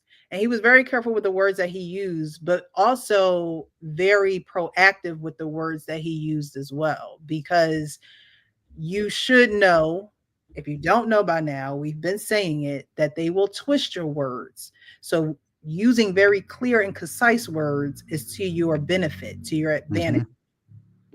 This is an illegal tactic and a deep violation of my civil rights. You know, I already have the video evidence that I needed, and I was already seeking civil rights litigation. This is just going to be another one on top of it. There has not been a hearing. There is no removal order. This is something that you have submitted to the court, and you just sent it to me 3 minutes ago. I have the timestamp on when you sent it to me, and you sent it to my work email, not the email I have on file with the school. They're going to send it to his work email. It's like, what measures will you guys take? Seriously. Which is my Gmail. You're a liar. It's obvious from your demeanor. It's obvious from your demeanor that you are ill-intended. Also, you're shifty, you're shady, you're self-soothing with your hand, and I don't trust you. I will not open the door. You're free to break down the door and break and enter my property, and what happens after that will just be what happens after that. F around and find out, basically. Okay. Whatever happened after that, you done broken entry. So yeah, take what you will. Feel free to do so. You're not answering my lawyer. You said you were going to stop by yesterday. You're a liar. You said that you would submit a Freedom of Information Act request telling me what's going on right now. Instead, you show up with these false orders. And there's going to be a deeper investigation going on. Believe me, your problem is that I have the money to fight this. Ding, Oh boy. ding, ding, ding, ding, ding. He's saying all the right things, and he's not being emotional. He's just stating, you know, how he sees her through the camera. She is very shifty, and she is bouncing around, and you know, her eyes are going up and down, left and right, and you know, that's an indication. You can tell when somebody is not telling the truth. Yeah. And it's almost like she's waiting there. Like it's like you could see it going in one ear and out the other. Like she don't even hear it. Right. Like he said, you're self-soothing. I loved everything that he said. And that last part that he said was the icing on the cake. Your problem is I have the money to fight this, because they go after families who are less fortunate. They go after single parents who don't have someone else there to support them, or to give them the education, or to give them the forewarning of what to expect. Mm-hmm. He said the perfect thing. Your problem, and that is their problem, because if they can't take his children from, it sounds like he has more than one. I thought he only had a daughter. If they can't take his children, that's no money for them. Every job has a quota. if you're and they're not going to say to you directly, make sure those kids don't go back to the house so we can get this money. They're not going to use those exact verbatim, clear and concise words with you when you become a caseworker. Okay. Mm-hmm. They're going to say to you, like they said to old girl who was a caseworker, and say, you've spent enough time on that case. Let's do something else. That means you did enough of what we needed you to do here. We'll handle the rest. And usually the we'll handle the rest is they're not coming out of our care. They're not going to leave these reins, this hold of a system. We got it. You go on to the next child, and we'll make sure that child is, because that child that was in the mental facility that she said she wanted to go see, and that child was there for a week. A mental facility is almost like jail. A mental facility is an institutionalized is jail with medicine. You know, they sedate you. I have a sibling that has been at a mental institution, and you're isolated. There's nothing but pretty much your bed and food, and like your they pump medicine in you, so you're not really even coherent a lot of the times. And so you think that they want a caseworker to go help that child out? No. They need to keep the money coming in so they can afford the medicine to pump into these kids. They want the child to feel very isolated, as if they have no one coming for them, no one to make them even more go into more of a manic episode. It is not designed for the betterment of children. Now, don't get me wrong. There are stories that are nothing like this. There are stories where children go back to their parents. There are stories where, children aren't, it's happening the right way, I'll say, however, the basis of it and the overall numbers, the majority outweighs the minority in these cases. I had so many videos that I could have played tonight of children being taken away from their parents. Now, some of the videos, like I said, there are some where it goes the right way. And when I say that, I mean, in my case is like a lot of other people's cases. My mother had drugs in her system when she had kids, which means I had drugs in my system when I was born. So they were not going to allow me to stay with her if she didn't clean up her act. Now, they did follow the procedure. They gave her a homemaker. I was too young to remember any of this, but it is in my life book. They gave her a homemaker, and she was doing well for a little bit. And then my brother was born, started doing drugs again. Drugs was in his system. They gave her another homemaker. In the book, it says her progress was uneven. And so that was, the cause of us being put into foster care. Mm-hmm. And so in cases like that, that is going to be the sequence of events. You can't think that you're going to keep your children when you're having them in a hospital and the doctor can clearly see that you have some type of drugs in your system. That is normal standard procedure, right? But again, this money is going into the system to keep children from their biological homes instead of the money going to the biological home, the families, to say, okay, well, let's put you in a rehabilitation program. Now, of course, it's up to the parents to fulfill these, different tasks or processes that you're supposed to go through. It's up to them. So that if they don't do it, then you already know what the consequences is. You're not getting your child back. However, I don't think that they really enforce programs like that. I don't think they really, go the extra mile to help parents like they're going the extra mile to keep these children in the system. I just don't going as hard on that side like they're going on the other side. I mean, Georgia Tann was allowed to do this from the 20s to the 50s. That's 30 years of stealing children, trafficking children, erasing records, changing names, coercing parents to sign paperwork that they have no idea what they're signing. So, yeah, this guy hit the nail on the head. I'm going to rewind a little bit. You said that you would submit a Freedom of Information Act request telling me what's going on right now. Instead, you show up with these false orders. And there's going to be a deeper investigation going on. Believe me, your problem is that I have the money to fight this. Your problem is that I have the civil rights attorneys to bring you to justice. You're corrupt. Get off my property. You're trespassing on my property. Get off my property right now.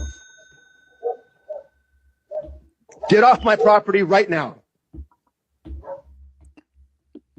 Oh, there you have it. And that was that. I just don't think if he would have said some of the things that he said, she would have continued and been as adamant about those things, because when CPS or a cop arrives at your door, you feel like you have to submit to them. A lot of I'm not saying you, but a lot of parents feel as though they don't have a dog in the fight. And it's like, these are your children. You can't let someone just come in and just take your children. And so, he kept the door closed. Everything is recorded. He even said out loud, you just sent this to me 3 minutes ago, which means you gave me no time to prepare, no time to actually read what's in the paperwork. Again, a Georgia Tann tactic, where it's just like, here you go. We're doing something to help you out all along. This is paperwork for me to give up my children, to give up my rights as a parent.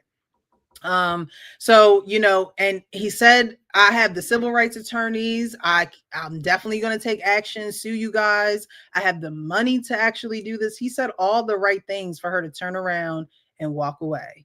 Most times, CPS workers are very adamant about getting your child out of that home. And if they don't do it on that visit, they're just going to come back like a bill collector child. Okay. They're going to come back like you owe them money, and try and try and try and try and take your child. And every single time they come out is documented. So this is all being, a case. This caseworker is building a case against you, right? They're not trying to help you. And so I wanted to, kind of go down and give a little bit of a history lesson today, because I don't think we've ever covered this before. And this is where we say the uncomfortable things out loud. And a lot of this is very uncomfortable. It's uncomfortable for the birth parents. It's uncomfortable for the children. I would say it's uncomfortable for a CPS worker who hasn't been doing it for very long. However, if you've been in that profession for very long, this is just another number. This is just another tally mark, another file. And this is just another thing that you got to get done before 5 o'clock. Yeah, I'm gonna say, like, I definitely never heard of her until you mentioned her. And then I started doing my research, watched a couple videos. I was like, this lady was the devil. Mm-hmm. Yep. Like, just how bold do you have to be to? Well, and I think the reason why she was so bold is because her father was a very prominent judge, He was a judge. and he got her all the positions that she, like I told you, she got fired from the one place, and then she went to another place, and then she was like, well, I'm just going to promote myself to director of this organization, and I'm going to continue with my devious plan, which didn't work where I was previously. So now let me start, you know, going out, meeting these kids, Yeah. offering them candy, and then next thing you know, they disappear, and their parents have no idea what happened. Or like I think the intro where she walked into where the lady was giving birth, Mhm. and she said, "Oh, let me take the baby for 2 weeks so you can heal." Yep. And Lie. Just lying. baby just gone, just disappear out of thin air. Like, But it just shows you that, the most vulnerable are treated the worst. mhm. Like, these children didn't ask to be here. They don't know what's going on. They're not giving up any type of consent. They can't give any consent. And this is how they're being treated. This is how their lives are starting out. Like, I read on Georgia Tann, their lives are erased. And the crazy thing about that is, a lot of people, even when you're a baby and you're adopted, and we talk about this all the time, adults feel as though you'll never know the difference. When in actuality, you do. Your body, your body tells you that you're not like the others. Like, I just don't understand how they, try to pull the wool over children's eyes as if in time the truth won't be revealed. Like, God is all about truth, period. Like, if it ain't truth, it ain't God. So it's like, how, if you're not, especially someone like Georgia Tann, right? It's like you have no moral, compass, or there's nothing inside of you that is telling you that this is wrong. They say money is a root of all evil. That's all this was for, money. Back in the day, like way back in the day, adoptions used to cost like $5 to $7, which probably today, that would probably be like maybe $200 to $500, Mhm. right, for an adoption or whatever. But Georgia Tann saw that adoption costs money, but she saw that they weren't charging enough money. And so she's the one who hiked up those prices. She's the one that says, okay, well, it's going to be between $500 and $5,000 when it used to be $7 to adopt a child. The sad part about this is that Georgia Tann and her tactics and, you know, her plan to take these children from their homes, unfortunately, it is still stitched in the fabric of foster care and adoption. It didn't go anywhere. It didn't go anywhere. Again, because they didn't change anything. Like they didn't. What did Like, they really change? she passed away, okay, but like, for example, you know, I told you about the law that they were trying to pass in Michigan, to allow adoptees access to all the records, and they actually rejected the bill because they know that people will actually listen when you are so like when you're finding out the truth. What's that? This is my judgment, my adoption. I'm trying to cover up. Oh. But this is mine, the sealed record that I purchased of the judgment of my adoption, because I want to know what it said. I'm actually working on mine this week to petition to get all of my information, including my birth certificate. So, you know, it's mine. I need to have it, and I want to see what it says. Yeah. And I just like, you know, why we're not going to stay small forever. So why withhold the information? You know, I always say, tell them young, tell them often, tell them early. Like, you know, the documents like this should be given to us when we're 18. Why do I have to go pay? You know, I think this was it probably took me maybe $30 to file this at the Family Services Building or whatever. But it's like, why do we have to pay? You know, when Franklin was on here, they said that they, you know, $500 for him to write a letter just to see. Yeah, that was crazy. I'm like, money, like it's all about money. You it's not enough that you sealed these records, and they just I got this in 2022. I think 21 is when they unsealed the records.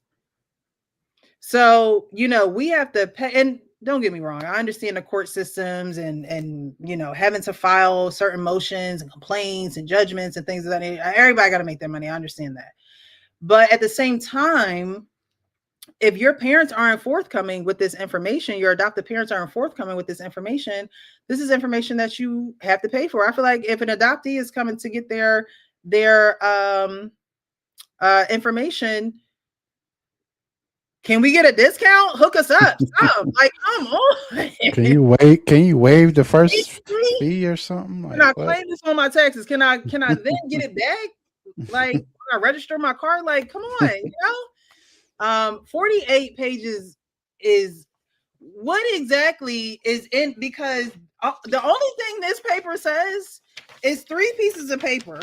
Okay, the first page is a cover sheet, because I used to work in a law office, so you know I know how a lot of this goes. This is the cover sheet, pretty much outlining what this is and saying that if any of the information is incorrect, that the person who filed it can get in trouble. But it's literally a page, and this is really a page if you put it on one page. Like, you know what I'm saying? So 48 pages. What in the world? Mine much just says what my name is, who my new parents are, what day this was filed on. What gets me is the verbiage that they use at the end, though. It says, ordered and adjourned that the said children be adopted by the plaintiffs, and that the names of said children shall be as follows: my name and my brother's name. And from the entry of this judgment, all relationships between the children and their natural parents shall be terminated, as well as all rights and responsibilities of any person found upon such relationships. So it, like, sisters, aunts, uncles, this is what a closed adoption verbiage looks like, including the rights of inheritance under the interstate laws of the state. And the entry of this judgment of adoption shall establish the same relationship between the child and the adoptive parents as if the child was born to the adopting parents in lawful wedlock, including the rights of inheritance. So it's pretty much saying any rights or any relationships that I had prior to being adopted, they are now null and void. And now my parents have those said rights. And I now have rights to my parents' inheritance if there's any. You know what I mean? So that's pretty much what mine says. That's it. 48 pages is like, that's a lot. That's pretty much a book that can be published somewhere. You know what I mean? Like, 48 pages is a lot. I'm like, did they jip me? Did they not put everything in here? Like, did they not get everything?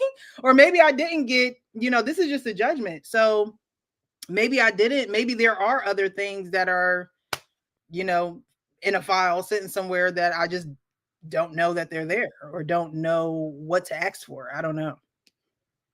Because is that like, do you have your, what is it, the non-identifying information? Do you have that too, or? What do you mean non-identified information? So like where it doesn't have names, but it'll give you like medical history or whatever. Do you have that? No. Mm-mm. Yeah, I don't have it. I don't know I don't know what my parents had. See, I didn't grow up in a house where I could just go rummaging through my parents' stuff. It was like Fort Knox up in that joint. Okay. There was no, even today, I couldn't tell you where my parents' important papers are.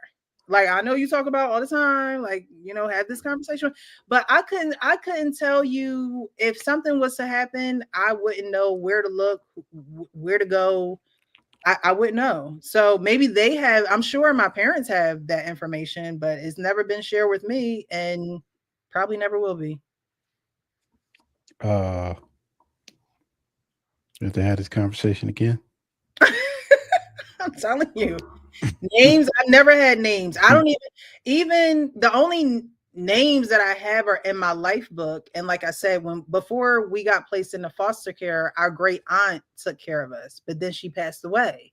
Mm-hmm. So, if she would have never passed away, maybe we probably would still be with our biological family, but everything happens for a reason. So when she passed away, we were then placed in different foster homes. I'm sure my parents have to have some type of history on us. I mean, I was 9. Like, it got to be more than just a paragraph. Like, it got to be more. Go ask. What'd you say? Go ask. Child, you trying to start World War III? What do you want to know that for now? Why you want that paperwork? I can just hear it now. I can hear it now. What do you? I asked my dad what his dad name was, and him and my mom was like, "Well, what do you want to know that for?" He was only your dad. I mean, I don't. So they weren't living when you were adopted? Huh? They passed away before my dad's mom passed away around the same time we were adopted, and I believe his dad. I don't know anything about his dad. I guess his dad passed away before we were adopted, but they were just like, we don't talk about him. We don't, we don't bring his name up. We don't. And I was just like, okay. Like, this is why I be having to go to therapy, child, because like, what do you do with some of this stuff? This is like, how do you can't even, there is no rebuttal, and at this point we adults, so I'm not going to go back and forth. Like, if that's not something that you wish to share, that's cool. But at the end of the day, I feel a little like odd in this situation that, now you're making it weird. Like, how people like, you're making it weird. Like, like that made it weird to me. So if I can't even ask you about your father, we're definitely not talking about my biological family and my history before getting adopted. Like, that's just a little hint of, something that I've gone through where it's just like, it's just certain conversations that I just feel like baby boomers just don't want to have. Like, they don't want to go down those roads, no matter who's asking the questions. Your own daughter can be asking you a question and just like, yeah, those files are sealed. Like, those files you're going to have to pay a fee. That's how I felt. Like, I was going to have to pay a fee to get that information.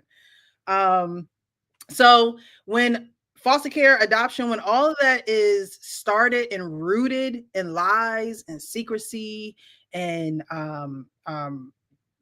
just falsifying, like when it's rooted in that and it never changes, imagine how the adoptee or the foster child feels in the actual situation.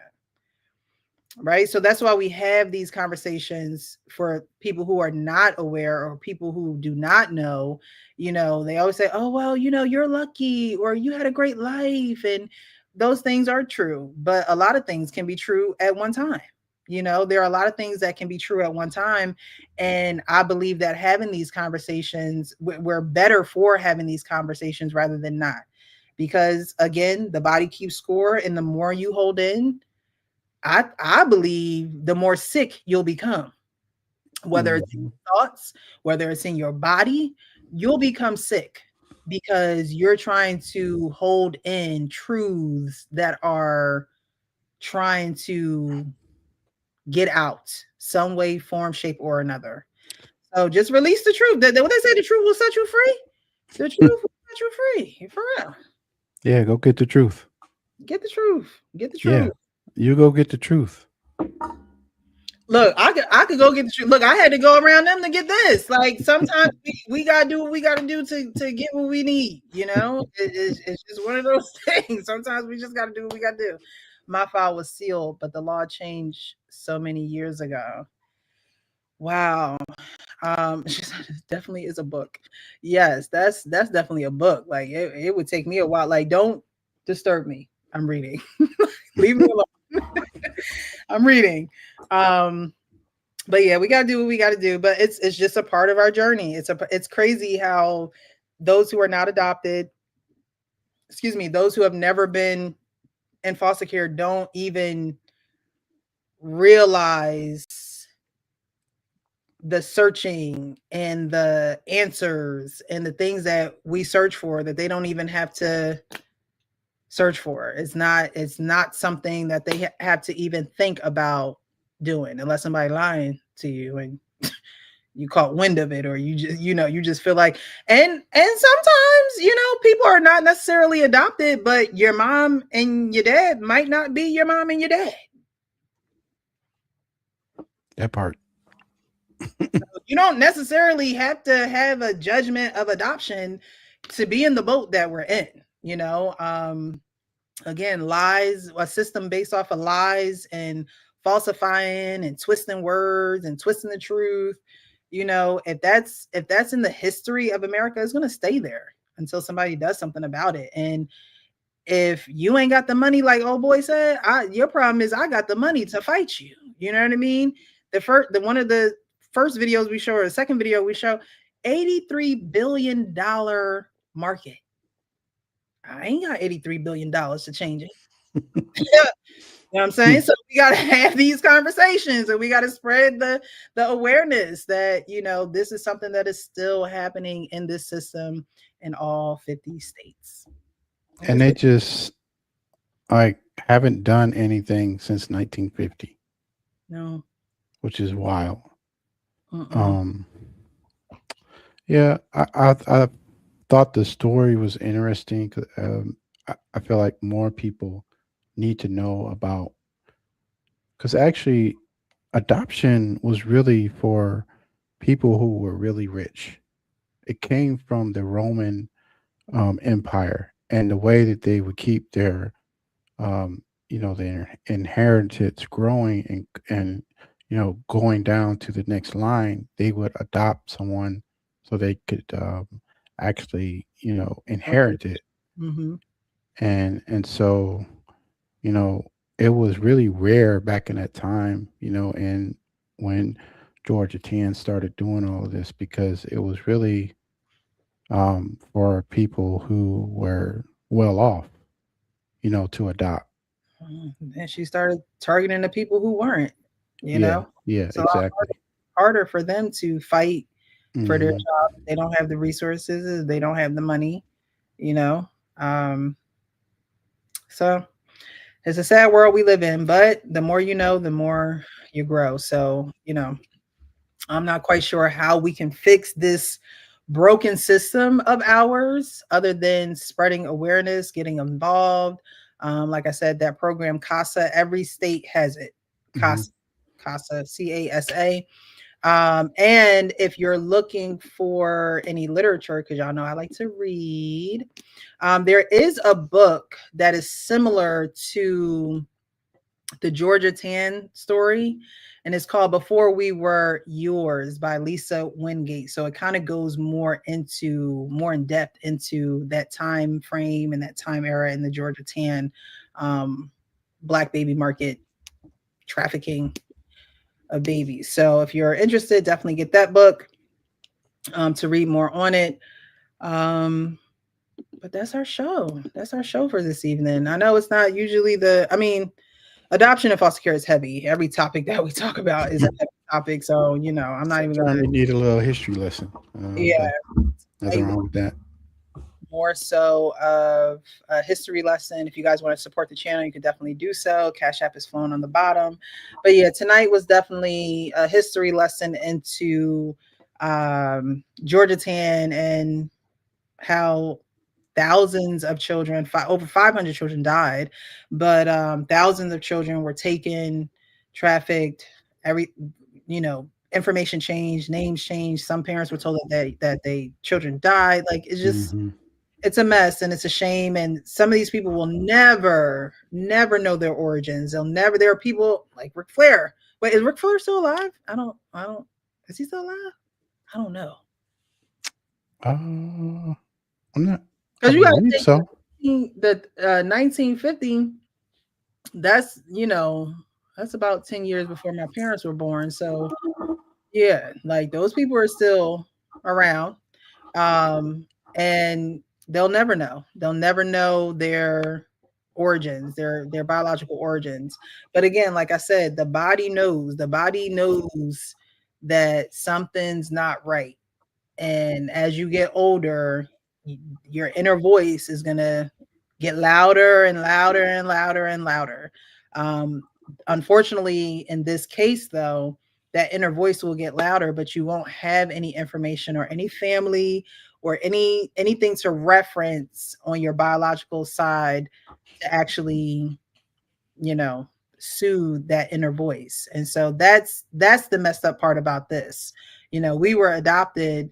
However, we were able to meet our biological families. We were able to connect with siblings and things of that nature. They'll never get that opportunity. They'll never get that opportunity. So just wanted to highlight that tonight. We will be back next Tuesday. I do have a guest.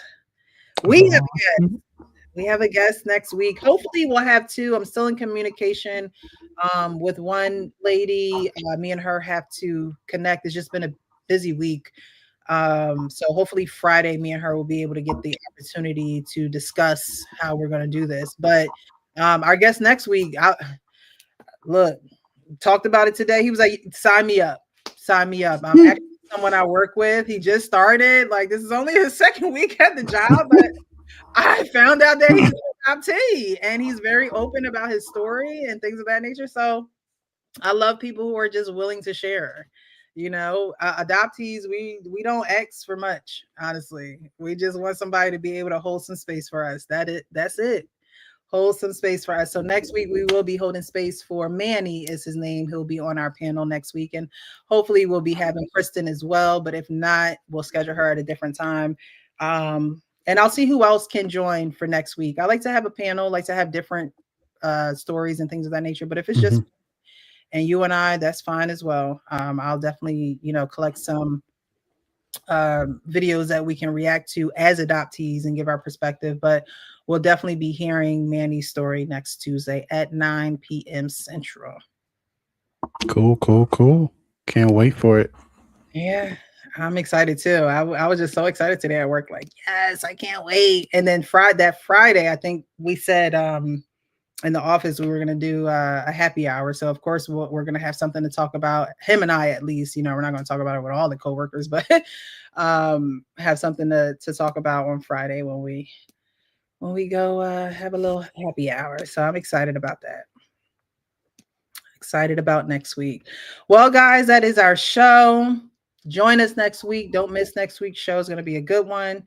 Again, subscribe to the channel, like the video, and follow us over on social media too. I post these clips from these shows on my Instagram two pages, Real Precious Official, as well as the Adoptee Foster. Real Precious Official and the Adoptee Foster on Instagram. Definitely follow the pages because I'll post clips from these lives on there. And that's another way that you can share and push out the stories and push out, our different perspectives on a lot of these videos and firsthand experience. So we appreciate you guys. Thank you. And we'll see you next Tuesday. Have a good night. Have a good one.